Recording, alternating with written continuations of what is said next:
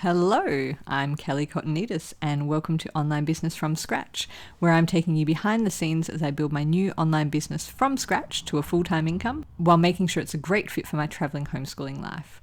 I'll be walking you through everything I do and why so that you can follow along and build your own flexible online business quickly and efficiently.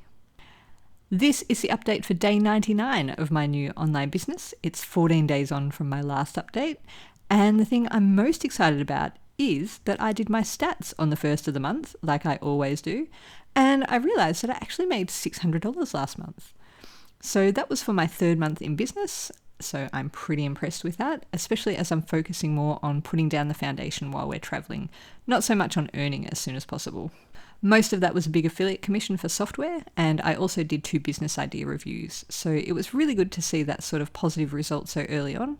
It shows me that I'm on the right track. Now, you might not see anything that early on, and that is perfectly normal too. I am looking at last month as a bit of a fluke month, to be honest, and I'm not expecting that to be my new minimum benchmark or anything. I'm quite a while off reliable income, so I'm viewing it as a nice bonus and a bit of validation, but I'm not stressing myself out about maintaining it. Okay, so I mentioned in the last episode that I was maybe going to have a bit of a relaxed next stage, but then I kind of did a lot of things over the past 2 weeks, probably because I saw the income and got excited. It's always a good bit of motivation. I had a couple of big things I've been wanting to do since the start, so I just decided to do them both. So first up, I launched this podcast.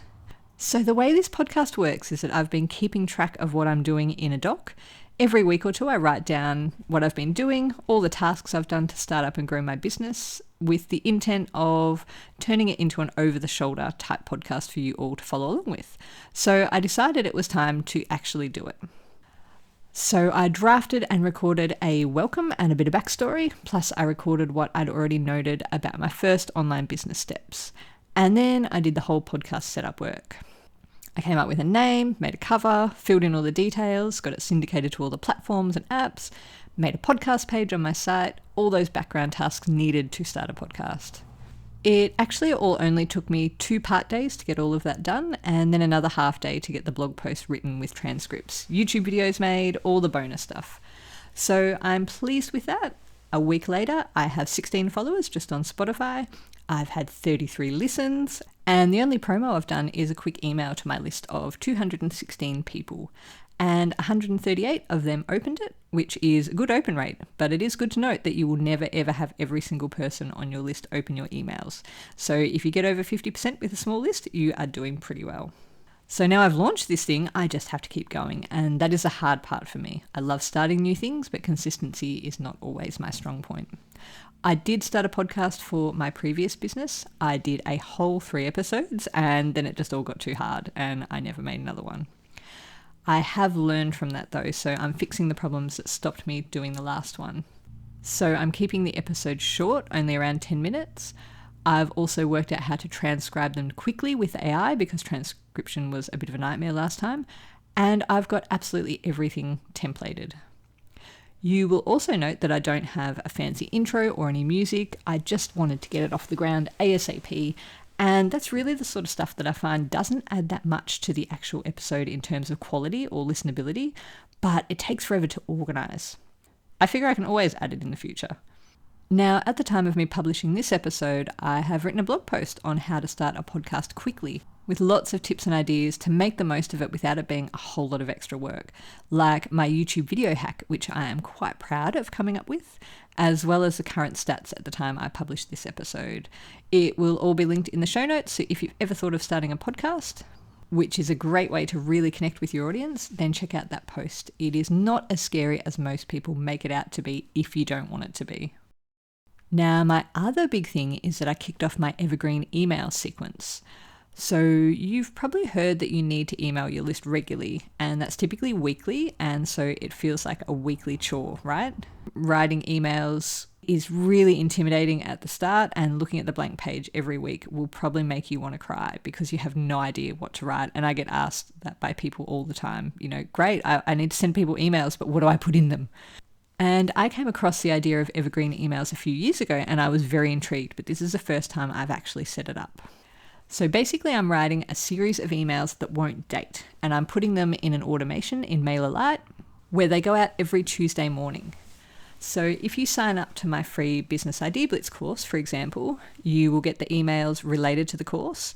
And once you finish those emails, you'll automatically be added to the evergreen list.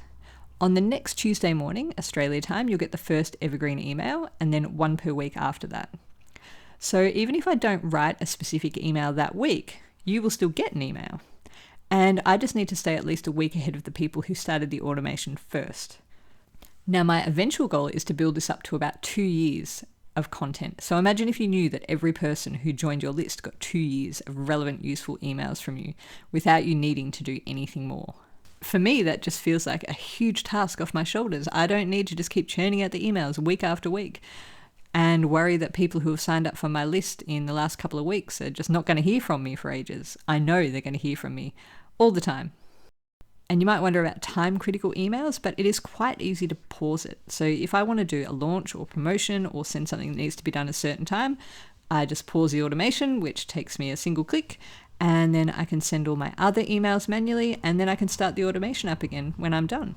So it's pretty easy and very flexible. I'm definitely going to do a blog post for this, probably actually a course, because it is such a great idea and I already love it so much. And the main reason really is because it looks after new people so well. So the first email is an intro to me with a bit of my business backstory and the option to listen to the longer backstory on the podcast here. And I even included one of those GIFs of me I mentioned making last week. That one also sets expectations like I'll email you once a week with a quick business tip or idea. The next email asks if they need anything right now.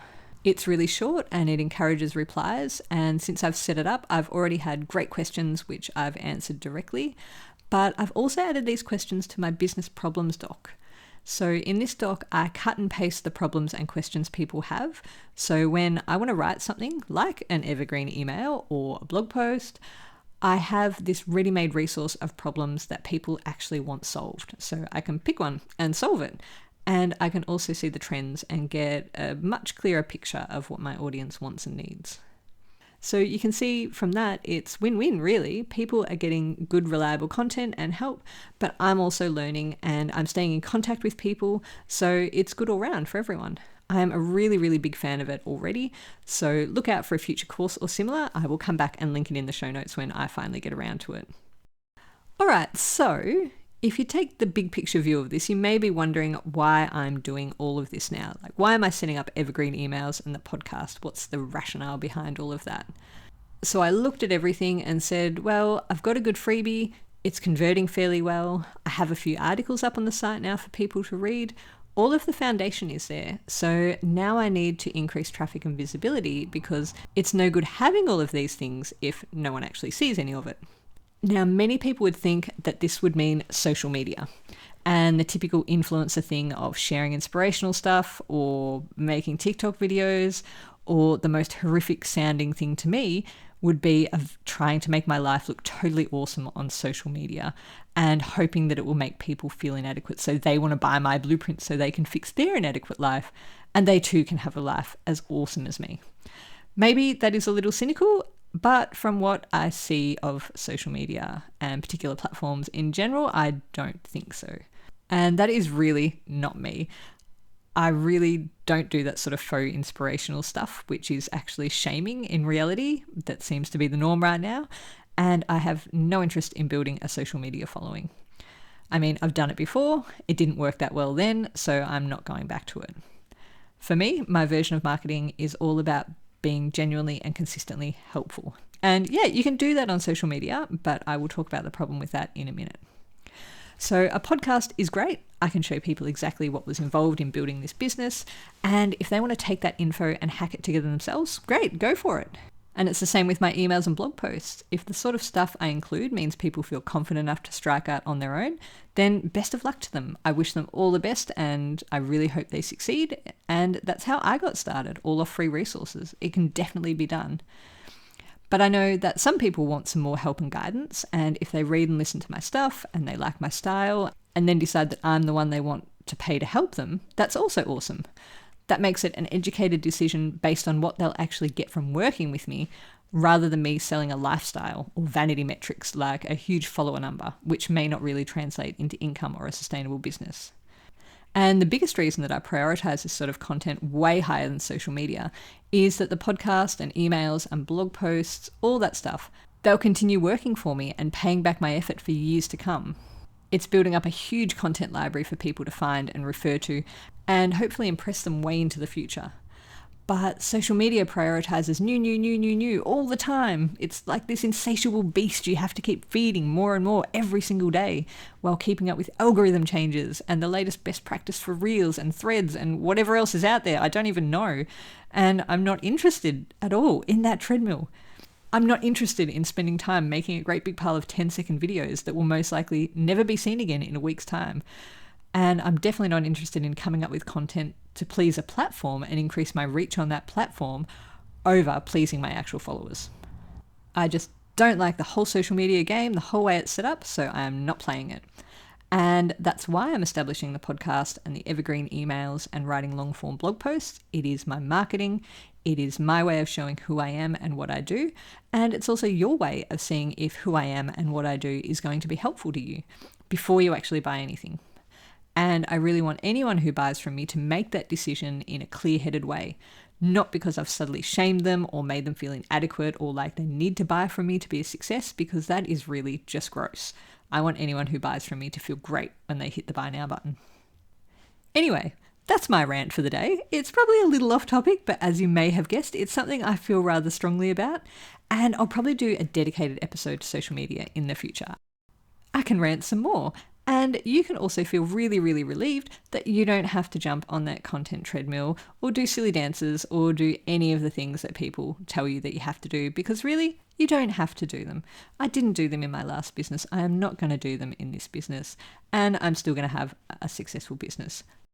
And I really need to leave it at that. So for now, I am signing off. Thank you so much for listening. I really appreciate you taking the time to listen and all the way to the end. Thanks so much for the compliment if you're still here. And I will be back next week. Chat to you then.